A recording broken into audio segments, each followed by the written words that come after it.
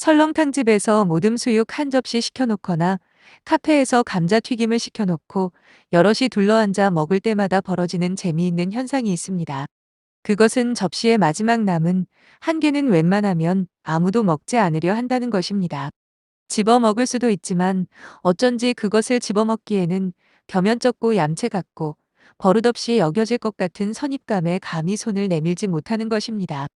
어떤 음식이든 간에 한국인이라면 누구나 한 번쯤은 체험한 사실이지만 마지막 남은 한 개를 기피하는 현상은 외국인 음식상에서는 전혀 찾아볼 수 없는 한국인 특유의 의식입니다.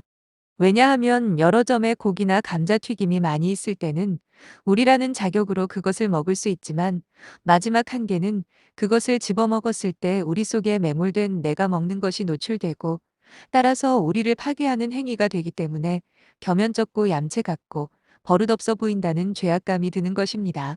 나의 노출은 우리를 추구하는 사회에서는 이같이 항상 죄악감을 수반하게 마련입니다. 이처럼 한국인의 식사는 우리가 배려되면서 진행됩니다. 맛있고 구미가 당긴다고 우리의 눈치를 무시하고 그것만 먹어서도 안 되고 또 서양 사람처럼 일단 자기 몫을 확보해 놓고 먹어서도 안 됩니다.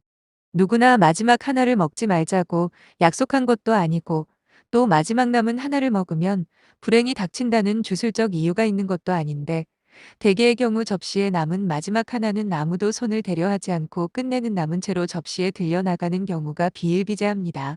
아이돌집에 초대돼 가서 떡을 집어 먹다가도 마지막 남은 떡 한 점을 집어먹기 쑥스러웠던 그런 기억도 같은 맥락입니다. 한국인들은 외국 여행을 통해 이 마지막 한 점을 기피하는 한국인의 식습관이 외국인들에게는 볼 수 없는 한국인 고유의 개연성이라는 것을 확인할 수 있었을 것입니다. 그렇다면 이 개연성에 어떤 전통적인 문화적 요인이 뒷받침된 것은 아닌가 하는 의문을 품게 됩니다.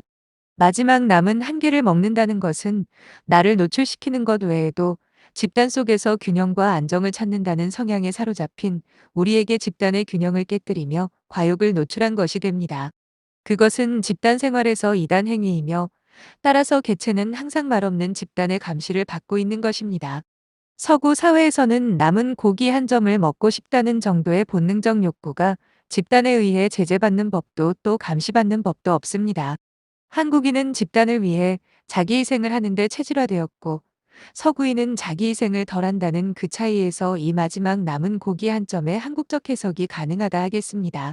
외국인들이 한국에 여행 와서 카페나 공공장소에 아무렇게나 노트북, 휴대폰 등 고가의 소지품을 두고 자리를 떠났다 돌아오는 한국인들을 경이로운 눈으로 바라보는 것도 이러한 집단 생활에서의 이단 행위들을 여러 개체는 항상 말없이 집단의 감시를 받고 있다고 생각하는 한국인의 전통적인 문화적 요인을 이해할 수는 없기에 그들은 경이스런 눈으로 바라볼 수밖에 없지 않았을까요? 그러나 예외적인 한국인들이 있습니다.